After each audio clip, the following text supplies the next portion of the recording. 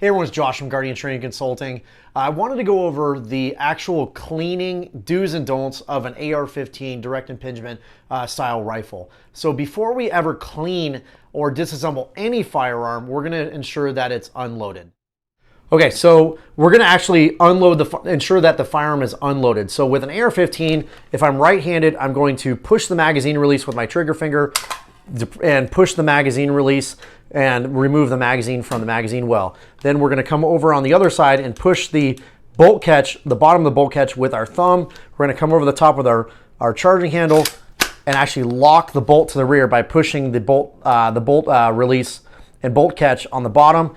Now, once our bolt is locked to the rear, our charging handle free floats, and then we just push that forward, lock it forward, and then we ensure there's no magazine present as well as any round present in the chamber, and now we have an unloaded AR-15. Okay, so now that we have the AR-15 unloaded, we're actually going to go through the disassembly process and then subsequently the cleaning.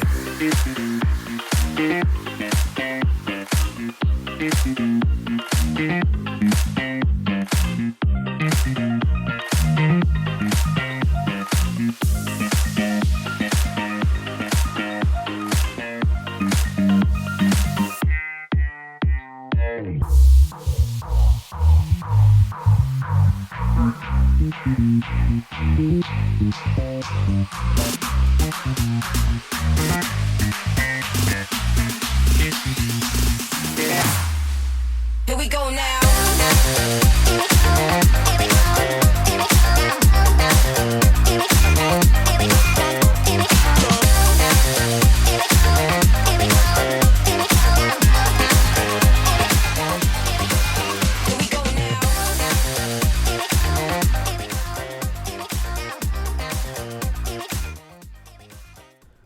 Okay, so we're going to start with the upper receiver. So the parts that get exceptionally dirty in the upper receiver are towards the breech or the chamber. So what we're going to start with is this area right here where the chamber is at. So you can see the star pattern right here. What this actually is the male locking lugs interfacing with the female locking lugs.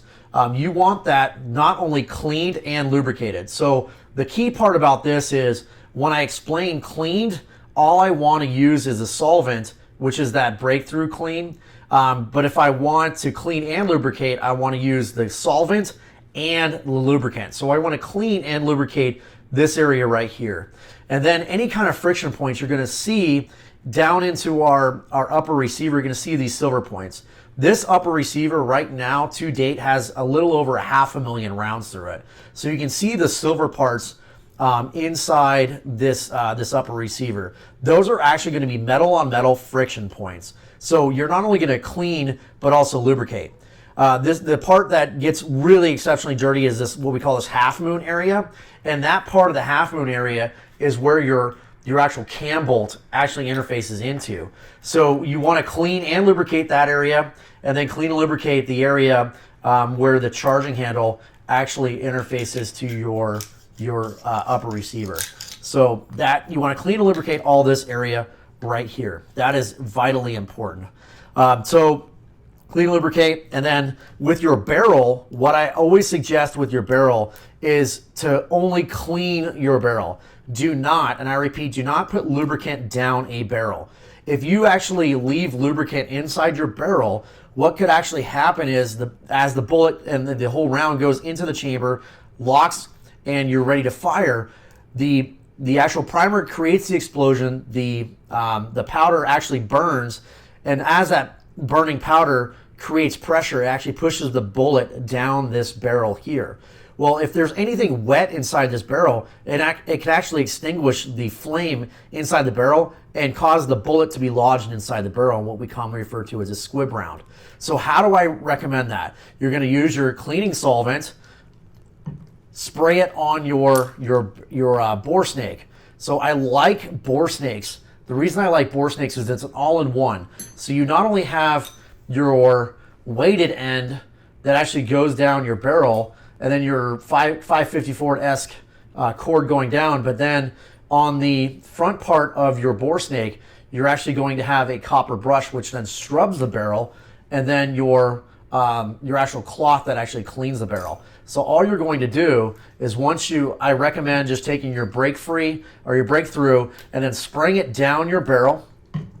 And then you're going to take your BoreSnake. You're going to take your BoreSnake, grab the brass end right here, and then actually push that, let that go through the barrel all the way through. And then what you're going to do is feed that BoreSnake through your barrel and then just give it a quick pull. And now your barrel is cleaned. That's all you need. You don't need to keep these barrels clean to the point where you're doing multiple runs through the barrel. So once your barrel is cleaned, then you clean and lubricate inside the chamber. Then all I do is take a nylon brush. I like to use a camel brush, the same type of brush that you use to clean your boots or your shoes or whatever the case may be. Use that to get all the dust outside of your receiver. Another good thing is if you have access to it, using a compressed air and getting in through all your rails and everything like that. So once you're good on your upper receiver, you're going to lay that down. Everything's clean there.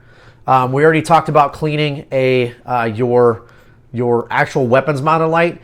If you clean your weapons mounted light, use the same thing that you clean any kind of optic. So this $1,000 optic, this Aimpoint CompM5, whatever I would use to clean the lens of my high grade optic, I would use to clean the lens of my weapons mounted light. Then the next part is we're going to go to our lower receiver. We've already removed our recoil spring and our recoil spring buffer.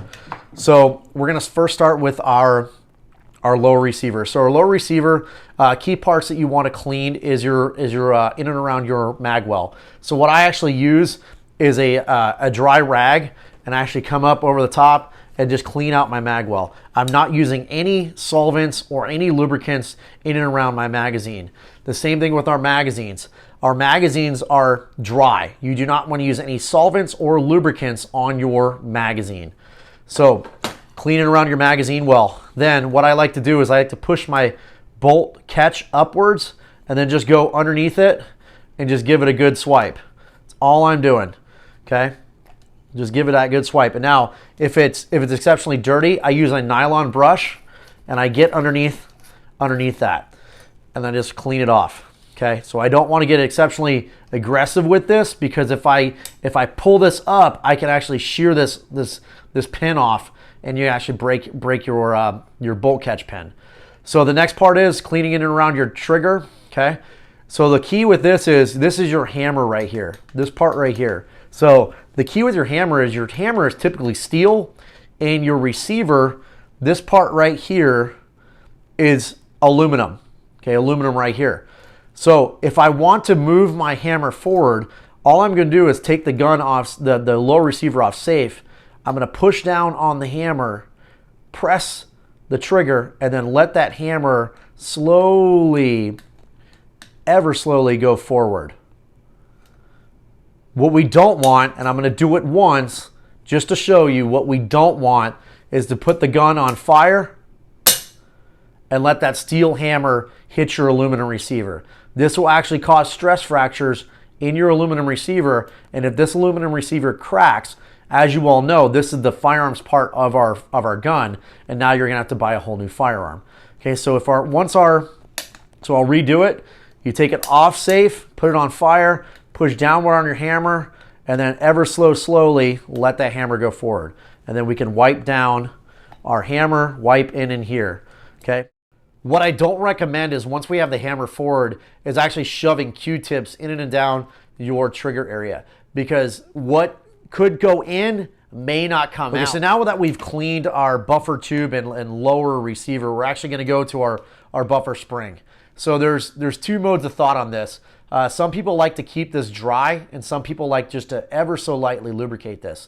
So what I like to do, because there's a lot of noise that comes from this buffer tube and buffer spring, is you just take a cloth and you wipe it down.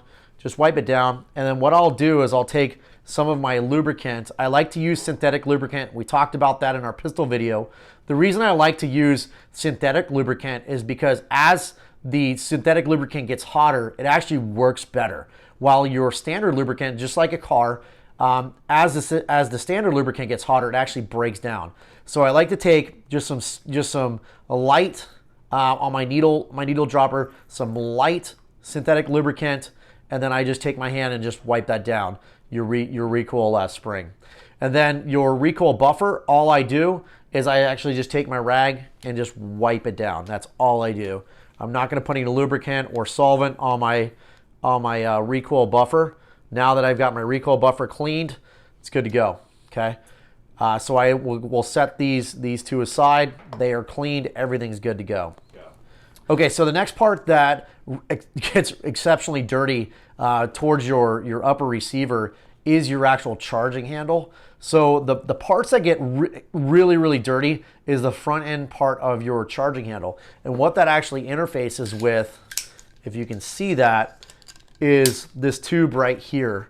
If I actually point right here into that tube, that's the gas tube. So all that gas and carbon is coming back, and you can see your charging handle move in and around that gas tube.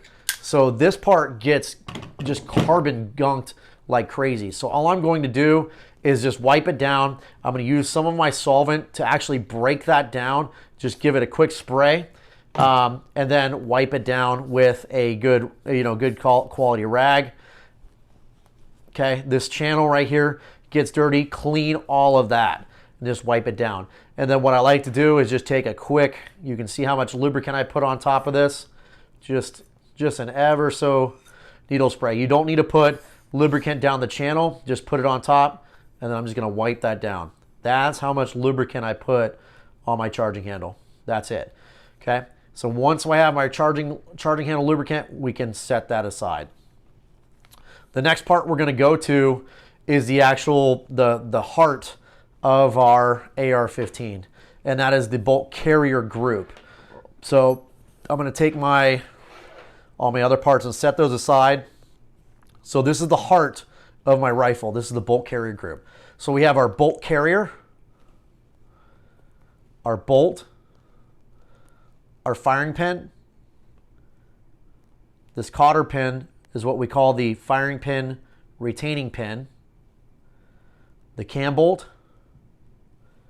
our extractor, and this little pin right here is our extractor retaining pin. I'll explain every part. All right, so the first thing we're going to look at is the largest part, which is our bolt carrier.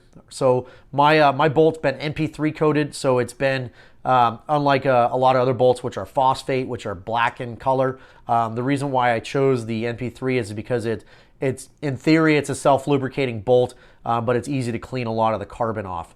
So the parts that get really exceptionally dirty is these parts right here. This part right here is where you can actually see through the ejection port.